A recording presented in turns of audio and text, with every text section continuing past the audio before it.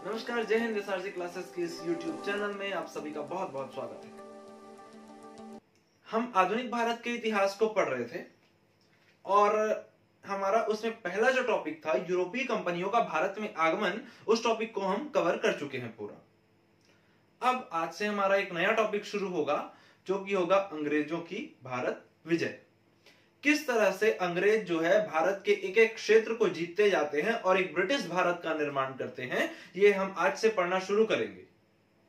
और आगे बढ़ने से पहले मैं आप लोगों को बता देना चाहूंगा कि इस वीडियो के अंत में आप लोगों के लिए एक सरप्राइज प्लान है, तो आप बिल्कुल इस वीडियो में अंत तक बने रहें, आपको शायद वो बहुत ज्यादा पसंद आएगा। ठीक है, तो चलिए बिना समय गंवाए आज का हमारा जो ये टॉपिक है ये शुरू करते हैं, अंग्रेजों की भारत विजय। और आप लोगों ने इसके पहले वाला लेक्चर अटेंड किया होगा तो देखा होगा कि इसके पहले हमने फ्रांसीसियों का जो आगमन था भारत में, वो कंप्लीट कर चुके थे। अब उसके बाद उस वीडियो के लास्ट में हमने ये देखा था कि किस तरह से ये तीनों क्षेत्र में अंग्रेज जो हैं वो और फ्रांसीसी दोनों आके बस चुके थे, दोनों की अपनी अपनी जगह बन चुकी थी। अब ऐसी स्थिति में दोनों के बीच टकराव की स्थिति बनती है और किस तरह से फ्रांसीसियों का भारत में पतन होता है, किस तरह से अंग्रेजों का भारत में उत्थान होता है, इस वीडियो में हम आज से इस टॉपिक की शुरुआत करने वाले हैं। तो हमने कल देखा था कि तीन युद्ध होते हैं बेसिकली, प्रथम कर्नाटक युद्ध, द्वितीय कर्नाटक युद्ध और तृतीय कर्नाटक युद्ध। इन तीनों युद्धों के माध्यम से जो फ्रांस का भारत में भविष्य है वो पूर्ण तरीके से विराम लग जाता है, उसमें पूर्ण तरीके से समाप्त हो जाता है। तो कौन कौन सी घटनाएं होती हैं इसमें, कौन कौन सी परिस्थितियां बनती हैं, इन सारी चीजों को हम बहुत गहनता से पढ़ेंगे इस वीडियो में। तो चलिए शुरू करते हैं। और शुरू करने से पहले मैं आपको बता दूं कि जैसे तीन प्रकार के युद्ध हमको पढ़ने हैं, तीनों कर्नाटक युद्ध हमको पढ़ने हैं, है ना? तो तीनों कर्नाटक युद्ध एक एक अलग अलग वीडियो के माध्यम से हम एक एक युद्ध को कवर करेंगे, क्योंकि हमें बहुत ज्यादा अच्छे से पढ़ना है, समझते हुए, परिस्थितियों का आकलन करते हुए चलना है, इसलिए हम बहुत ज्यादा डीप में पढ़ेंगे और तीनों युद्धों के लिए एक एक अलग अलग वीडियोस बनेंगे, है ना? तो इस वीडियो में आज हम बात करेंगे प्रथम कर्नाटक युद्ध के बारे में। प्रथम कर्नाटक युद्ध ये हुआ था अंग्रेजों और फ्रांसीसियों के बीच। ठीक है, देखिए अब मन में सवाल आ रहे होंगे कि भाई इसे कर्नाटक युद्ध क्यों कहते हैं। इसका बस छोटा सा ये रीजन है कि ये कर्नाटक वाले एरिया में हुआ था, इसलिए इसको कर्नाटक युद्ध कहा जाता है। बाकी हुआ किसके किसके बीच था? अंग्रेजों और फ्रांसीसियों के बीच। तो तीनों जो युद्ध हैं उसको हम एक बार अगर ओवरव्यू देख लें तो आगे पढ़ने में हमको बहुत अच्छे से समझ में आएगा ये चीज। तो तीन युद्ध हुए थे, प्रथम कर्नाटक युद्ध, द्वितीय कर्नाटक युद्ध, तृतीय कर्नाटक युद्ध। ठीक,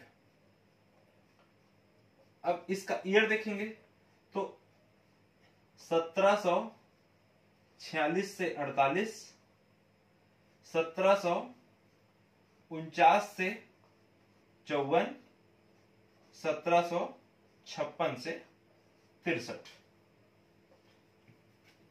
1746 से 48 पहला, 49 से 54 दूसरा, 55 एक साल का विराम रहेगा यहां पर, 56 से 63 तीसरा। ठीक, अब आगे देखते हैं। इसका कारण था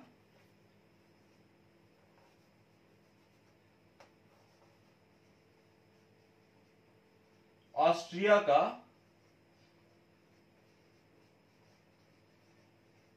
उत्तराधिकार। इसका कारण था कर्नाटक प्लस हैदराबाद का यही सेम उत्तराधिकार। और तीसरे का कारण था सप्तवर्षीय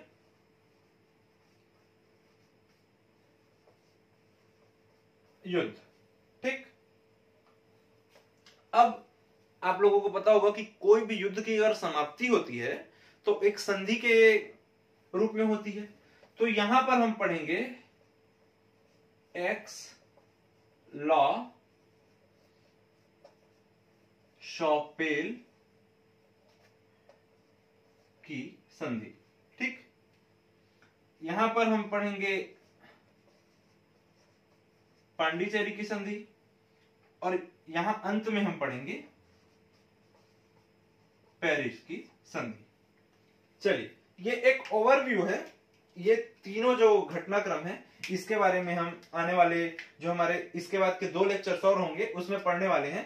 तो पहला, दूसरा, तीसरा, 3 युद्ध, 3 सन, 1746 से 48, 48 के जस्ट अगले साल 49, 49 से 54, 55 में विराम रहेगा, याद रखिएगा, है ना, 56 से 63, 46 से 48, 49 से 54 और 56 से 63। पहले का कारण ऑस्ट्रिया का उत्तराधिकार, दूसरे का कारण हैदराबाद और कर्नाटक का उत्तराधिकार, और तीसरे का कारण था सप्तवर्षीय युद्ध।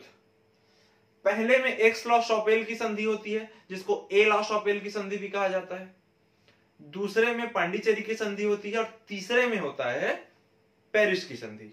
ठीक, यहां तक की बातें क्लियर हुई आप लोगों को? चलिए अब आगे हम पढ़ते हैं।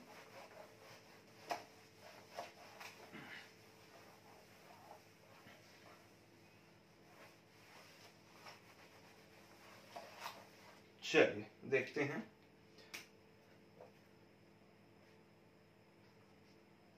फर्स्ट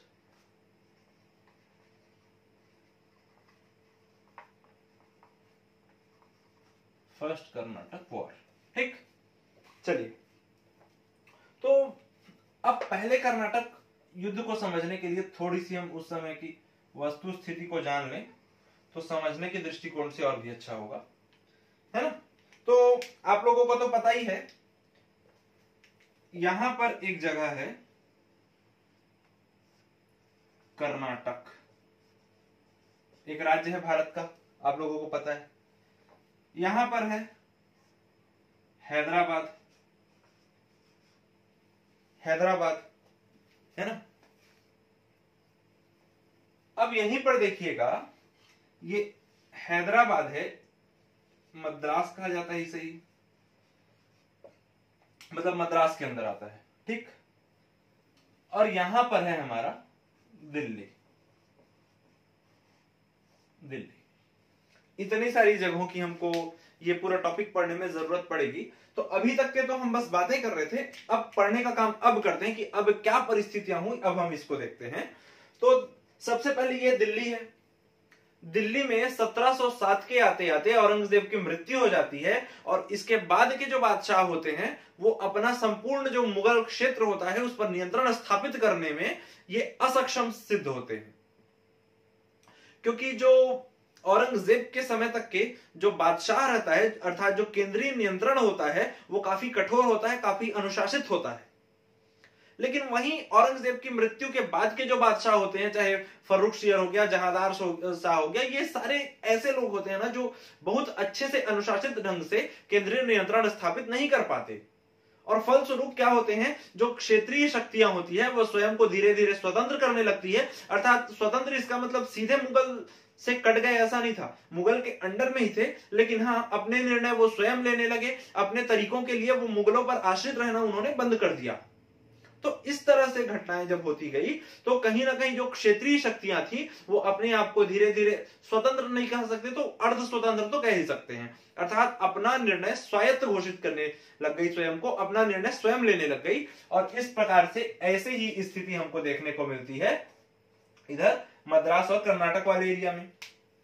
ठीक, यहां तक की बातें क्लियर होती हैं हम लोगों को। अब आगे अगर हमको देखना है, यहां पर एक और जगह है, यहां पर जो है हमारा पांडिचेरी। तो हम लोगों ने पिछली कक्षाओं में पढ़ा है कि मद्रास जो है वो अंग्रेजों के कब्जे में था, जबकि पांडिचेरी जो है फ्रांसीसियों के कब्जे में था। तो मद्रास में अंग्रेजों का जो मुखिया बैठा है उसका नाम था निकोलस मार्स, और वहीं पांडिचेरी में जो फ्रांसीसियों का मुखिया बैठा है इसका नाम था डुप्ले। ठीक है, मद्रास में अंग्रेज बैठा है, यहां पर मैं लिख देता हूं नहीं तो आप लोगों को नाम में कंफ्यूजन होगा, एफ, ई और एफ, है ना। तो ये निकोलस मार्स है, ये मद्रास में बैठा हुआ है, अंग्रेजों का मुखिया है। और वहीं पांडिचेरी में बैठा हुआ फ्रांसीसियों का जो मुखिया है वो है डुप्ले। अब देखिए, अब चलिए इसके कारण पर आते हैं। तो जैसा कि हमने वो ओवरव्यू में देखा था कि पहले कर्नाटक युद्ध का कारण था ऑस्ट्रिया का उत्तराधिकार। तो ऑस्ट्रिया जो है वो यूरोप का एक देश है और फ्रांस और इंग्लैंड के आसपास का ही देश है। तो अब एक स्थिति सोचकर देखिए, अगर पाकिस्तान में मोदी जी का कोई आदमी जाके बैठ जाए, अर्थात ऐसा कोई आदमी बैठ जाए जो मोदी जी के इशारों पर ही काम करे, तो क्या फिर भारत पाकिस्तान वॉर चलेगा? क्या भारत और पाकिस्तान के संबंध अच्छे नहीं होंगे? तो सारी चीजें बहुत अच्छे से चलती हैं। तो क्या होता है, ऑस्ट्रिया के जो राजा रहते हैं ना, उनका देहांत हो जाता है और उनका कोई उत्तराधिकारी नहीं होता, अर्थात उनका पुत्र नहीं होता, एक पुत्री होती है। तो कुछ लोग चाहते हैं कि उनकी पुत्री को वहां का जो शासन है वो दे दिया जाए, और लेकिन कुछ लोग उसका विरोध करते हैं। तो ऐसी स्थिति में चूंकि फ्रांस और इंग्लैंड दोनों उसके आसपास के क्षेत्र हैं, तो दोनों चाहते हैं कि भाई यहां हमारा आदमी बैठे जो हमारे इशारों पर काम करे, और इस तरह से ये क्षेत्र जो है वो हमारे नियंत्रण में आ जाएगा। और इस महत्वाकांक्षा के साथ यहां पर जो अंग्रेज होते हैं और जो फ्रांसीसी होते हैं, उनके बीच यूरोप में धीरे धीरे एक वॉर की स्थिति जो है बन जाती है। और वो जो खबर है, वो बात होती है, ये जो वॉर की जो स्थिति है ऑस्ट्रिया के उत्तराधिकार की, ये बात है 1740 की। ठीक है, याद रखिएगा 1740 की बात है ये। और 1746 के आते आते ये स्थिति बहुत ज्यादा गर्म हो जाती है और वो खबर जो है भारत में भी पहुंच जाती है। और जैसे ही भारत में खबर पहुंचती है तो इन दोनों के बीच भी युद्ध की स्थिति बनना एक स्वाभाविक सी घटना है। लेकिन यहां पर ये जो डुप्ले है ना, ये समझदार व्यक्ति रहता है।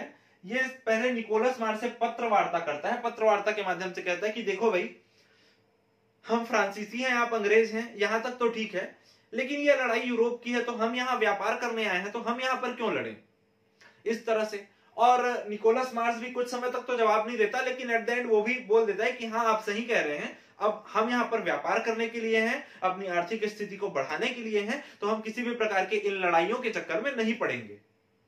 ठीक है, तो इस तरह से होती है बात। अब होता यह है कि ये भी शांत हो गया और डुप्ले भी शांत हो गया।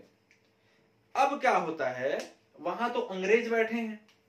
अब देखिए बात को, यहां पर थोड़ा सा आप कॉन्सेप्ट में जाकर देखिएगा कि एक कथन आता है परीक्षा में, स्पेशली मेंस के एग्जाम में लिखने के लिए, कि पुनर्जागरण का सर्वाधिक प्रभाव या सर्वाधिक जो प्रभाव है वो कहां पड़ता है, इंग्लैंड में पड़ता है। ऐसा क्यों?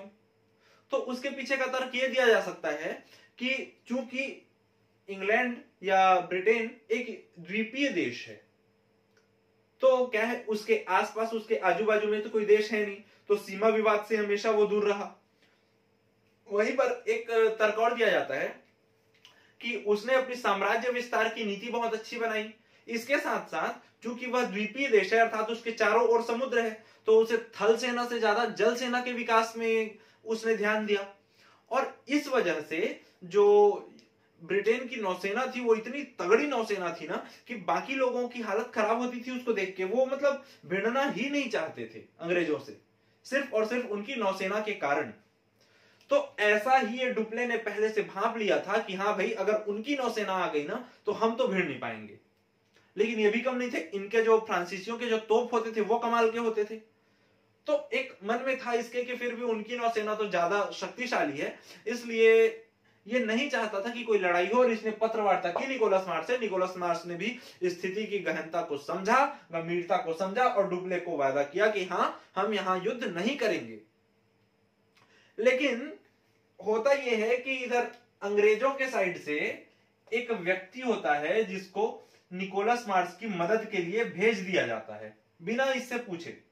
वो व्यक्ति होता है कैप्टन बार्नेट। कैप्टन बार्नेट, देखिए स्थिति को समझते हुए चलिएगा। ये लड़ाई नहीं चाहता था डुप्ले ने इसको पत्र लिखा, ये भी मान गया कि हाँ हम लड़ाई नहीं करेंगे। अब देखिए कैसे परिस्थितियां लड़ाई को करवाने के लिए जिम्मेदार हो जाती हैं। अंग्रेजों ने बिना जाने समझे कि भारत में भी युद्ध की स्थिति बन सकती है, ये सोचकर कैप्टन बार्नेट को भारत भेज दिया। अब कैप्टन बार्नेट निकल चुका है यहां से, अब धीरे धीरे ये भारत की ओर आ रहा है। और ये खबर जैसे ही डुप्ले को पता चलती है तो डुप्ले सोचता है कि हाँ भाई, निकोलस मार्स ने तो मुझे वादा तो किया है कि हम लड़ाई नहीं करेंगे, लेकिन क्या पता कैप्टन बार्नेट के आने के बाद किसी के पास भी जैसा होता है ना कि बहुत ज्यादा शक्ति आ गई तो वो फिर अपने वायदों पे कायम नहीं रहता है। तो उसी तरह से क्या पता कैप्टन बार्नेट के आने के बाद निकोलस मार्स और भी ज्यादा शक्तिशाली होने के बाद सीधे मुझ पर आक्रमण कर दे। तो इसलिए लोग क्या करते हैं, पहले से अपना बचाव जो है वो क्रिएट करना जरूरी समझते हैं। तो इसलिए डुप्ले ने भी मॉरिशस से अपना मदद मंगाया। याद कीजिए पिछली क्लास में हमने पढ़ा था कि फ्रांसीसी जो थे उन्होंने मॉरिशस पर भी अधिकार किया था। 1721 की बात है ये। मॉरिशस वही अफ्रीका के नीचे मेडागास्कर के ऊपर में एक छोटा सा देश है ना। तो वहां से ये भी अपने लिए एक मदद मंगाता है और यहां से जो मदद लेकर जाता है उसका नाम होता है लॉ ब्रूडेने। लॉ ब्रूडेने जो है यहां से मदद लेकर जाता है। अब यहां तक का घटनाक्रम क्लियर हो रहा है ना। देखिए, डुप्ले, निकोलस मार्स, इसकी मदद के लिए आ रहा है कैप्टन बार्नेट और डुप्ले की मदद के लिए आ रहा है लॉ ब्रूडेने। ठीक। और ये लॉ ब्रूडेने जब तक पहुंचता यहां तक, अब ये तो पहले निकला है कैप्टन बार्नेट, क्योंकि इसके आने की खबर सुन के ही इसने इसको बुलाया है ना। तो जैसे ही लॉ कैप्टन बार्नेट पहुंचता है ये सीधे आता है और फ्रांसीसियों के जहाज पर कब्जा कर लेता है, अर्थात इनके जहाजों को लूट लेता है और उसके साथ साथ जहाजों पर कब्जा कर लेता है। अब देखिएगा यहां की स्थिति, देखिएगा मद्रास, इधर थोड़ा सा देखते हैं हम, है ना, एक मिनट। मद्रास, पूरा खेल अभी मद्रास में चलेगा, ठीक है। ये मद्रास को हम सेंटर में रखते हैं, पूरा का पूरा खेल इसी के इर्द गिर्द घूमने वाला है। तो कैप्टन बार्नेट जब आता है और डुप्ले के जो, अर्थात जो फ्रांसीसियों के जहाज होते हैं उनको लूट लेता है और लूटने के बाद फिर क्या करता है, ये यहां पर इन लोग बैठ जाते हैं मद्रास में इनके जहाजों को लूटकर। अब जो डुप्ले होता है ना, ये बहुत ज्यादा मतलब एग्रेसिव नेचर का रहता है, बहुत ज्यादा महत्वाकांक्षी प्रवृत्ति का भी व्यक्ति रहता है। तो ये धीरे से इसको तो पता था कि हाँ उनकी तो नौसेना ही सिर्फ अच्छी है, हमारे पास तो तोप अच्छे हैं। और चूंकि अब लड़ाई समुद्र में नहीं होनी थी, अब लड़ाई जो है थल में होनी थी, और थल में होनी थी तो डुप्ले को अपने तोपों पर पूरा विश्वास था। डुप्ले अपना तोप लेके जाता है मद्रास और मद्रास जाकर हमला कर देता है और फाइनली मद्रास पर फिर अधिकार हो जाता है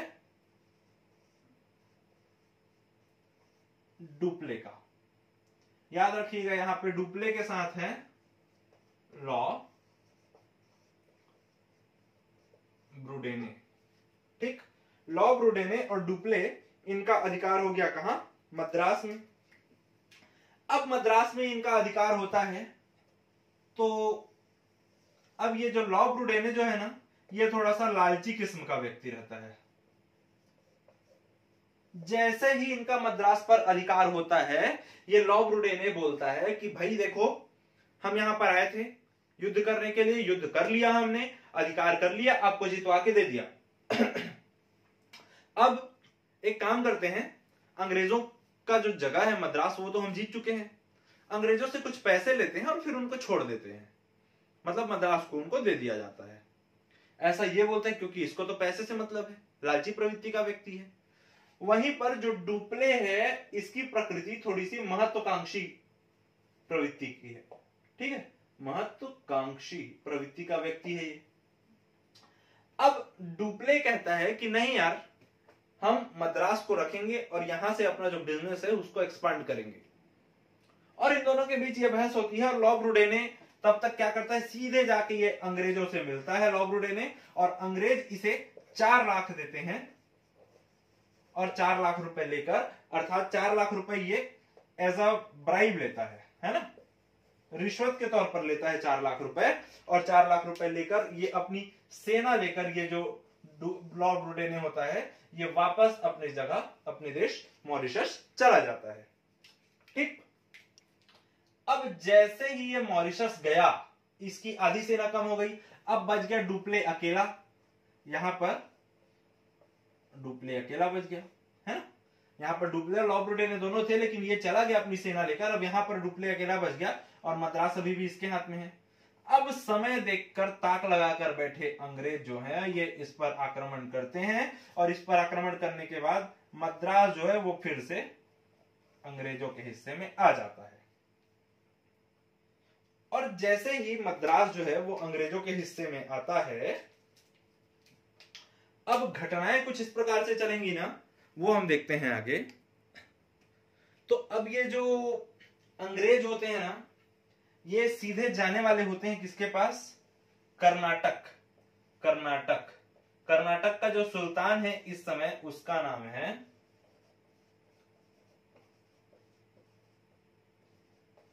अनवरुद्दीन। अभी तक देखिए युद्ध में सिर्फ और सिर्फ ये अंग्रेजों और फ्रांसीसियों का इन्वॉल्वमेंट चल रहा है। अभी तक के यहाँ के जो सुल्तान है इनका इन्वॉल्वमेंट नहीं आया है। तो अंग्रेज जो है इसके पास जाने की एक योजना बनाते रहते हैं कि हाँ हम सुल्तान के पास जाएंगे और ऐसा कुछ उनसे फरमान जारी करवाएंगे कि अब यहाँ पर कोई युद्ध नहीं करेगा, कोई किसी के जगह को नहीं छीनेगा। और ये सब जानते समझते हुए भी जो अंग्रेज होते हैं वो ऐसा ही चाहते हैं कि हाँ अब मद्रास हमारे हाथ में आ गया, अब हमें युद्ध नहीं करना है। लेकिन डुप्ले को जब ये इसके खबरियों द्वारा ये पता चलती है कि हाँ अंग्रेज जो है वो सुल्तान अनवरुद्दीन के पास जाने वाले हैं, तो इनसे पहले ही ये अनवरुद्दीन के पास पहुंचता है और कहता है कि महाराज मुझे आप एक युद्ध लड़ने दीजिए अंग्रेजों से, मद्रास को मैं पक्का जीत लूंगा और मद्रास को जीतने के बाद मैं आपको दे दूंगा। अब अनवरुद्दीन खुश हो जाता है क्योंकि ये तो अंग्रेजों का रहता है और ये जीत के देने वाला है अनवरुद्दीन को, तो अनवरुद्दीन खुश हो गया। अनवरुद्दीन बोला हाँ ठीक है, मैं किसी के साइड से युद्ध नहीं करूंगा, तुम टेंशन मत लो, जाओ युद्ध करो अंग्रेजों से। और इस तरह से डुप्ले एक बार फिर अपनी सेना को संगठित करके आता है और अंग्रेजों से इसकी लड़ाई होती है और फिर से एक बार जो मद्रास है वो डुप्ले के हाथ में आ जाता है। अब मद्रास डुप्ले के हाथ में आ गया है ना, याद रखिएगा मद्रास अभी किसके हाथ में आ गया?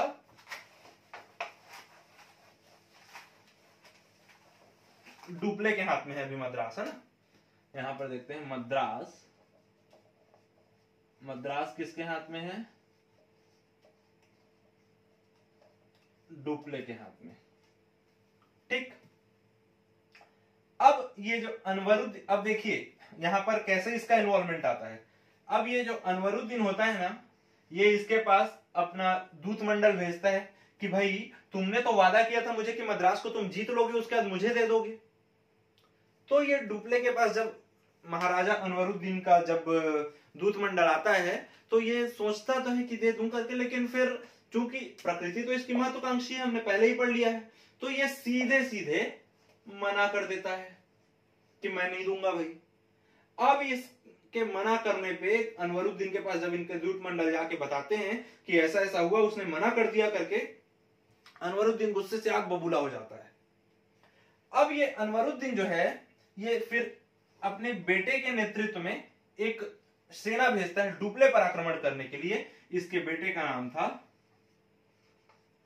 महफूज खान। महफूज खान, महफूज खां के नेतृत्व में ये एक सेना भेजता है और यहां पर महफूज खां और डुप्ले के बीच, महफूज खां वर्सेस डुप्ले, एक युद्ध होता है यहां पर। इस युद्ध का नाम जो है वो पूछा जाता है एग्जाम में। इस युद्ध का नाम था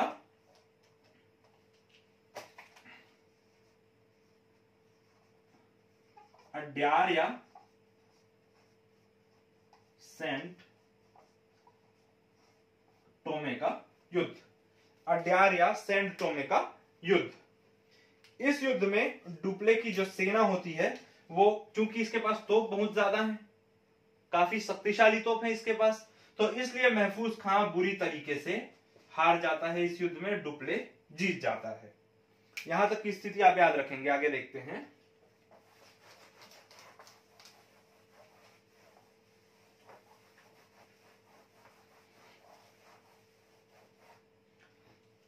अब सेंट टोमे का युद्ध हो रहा है, महफूज खां हार गया, डुप्ले जीत गया।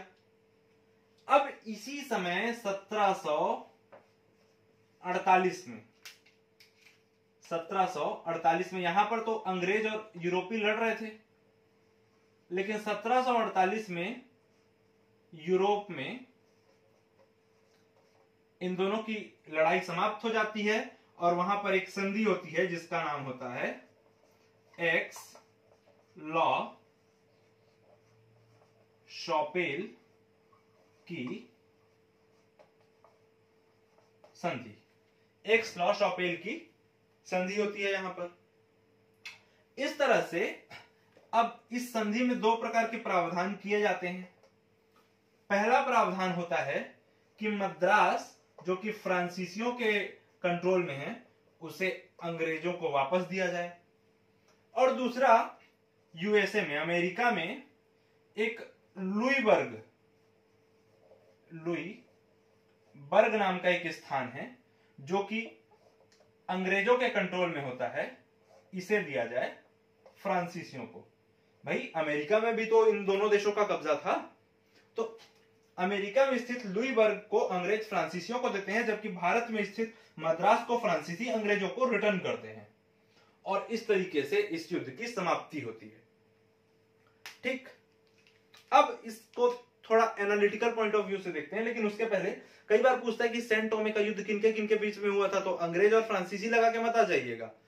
फ्रांसीसी अर्थात डुप्ले और कर्नाटक के जो नवाब थे उनका जो बेटा था महफूज खां, उनके बीच हुआ था, अर्थात डुप्ले, फ्रांसीसी और कर्नाटक के बीच हुआ था अडयार या सैन टोमे का युद्ध। अब इसका थोड़ा सा एनालिटिकल एस्पेक्ट देखते हैं कि भाई कोई बाहर से आई शक्ति, अर्थात फ्रांसीसी की बात कर रहा हूं मैं, कोई बाहर से आई शक्ति और बहुत कम सेना होने के बावजूद यहाँ के जो राजा महाराजा होते थे, अर्थात यहाँ के जो क्षेत्रीय शासक होते थे, उनकी बहुत विशाल सेना को हरा दिए। इसका ये एक पहला उदाहरण था। तो यहीं से यूरोपियों के दिमाग में ये बात घर कर जाती है कि हाँ, हमारी जो सेना है वो काफी प्रशिक्षित है, काफी अनुशासित है, और वहीं पर जो भारतीय सेना है, भारतीय जो छोटे छोटे क्षेत्रीय राजवंश हैं, उनकी जो सेनाएं बड़ी तो हैं लेकिन उनकी शक्ति कमजोर है, वो बहुत ज्यादा अनुशासित नहीं है, तो हम चाहें तो बहुत छोटी सी सेना से भी इनको हराकर अपना जो पैठ है वो भारत में जमा सकते हैं।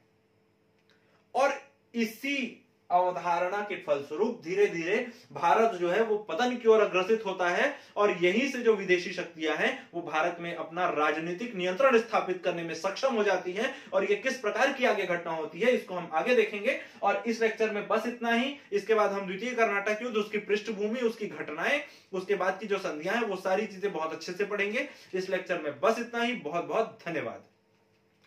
हाँ, एक चीज और याद आया, मैंने स्टार्टिंग में आप लोगों को कहा था कि एक सरप्राइज है आप लोगों के लिए। तो वो सरप्राइज ये है कि मुझे लगभग 80 से 100 लोगों के मैसेजेस आए होंगे कि उन्हें छत्तीसगढ़ की क्लास चाहिए, क्योंकि उनका ये कहना है कि YouTube में छत्तीसगढ़ की बहुत अच्छी क्लास अवेलेबल नहीं है। तो मुझे कहा जा रहा है कि मैं छत्तीसगढ़ की एक प्रॉपर अलग से क्लास लूं। तो बिल्कुल मैं इस बारे में सोच रहा हूं, और 1-2 दिन में ही मैं छत्तीसगढ़ हिस्ट्री की क्लास जो चल रही है वो चलती रहेगी। तो साथ में छत्तीसगढ़ की भी क्लास शुरू करने का मैं सोच रहा हूं। तो बिल्कुल 1-2 दिन आप वेट कीजिए। छत्तीसगढ़ की भी क्लास बिल्कुल एकदम बेसिक से चलेंगे अपन, जैसे इसमें डीप से पढ़ रहे हैं ना, वैसे ही उसमें भी डीप से पढ़ेंगे। और छत्तीसगढ़ की क्लास भी बस 1-2 दिन में शुरू होने का है। तो बस बहुत बहुत धन्यवाद। Thank you so much.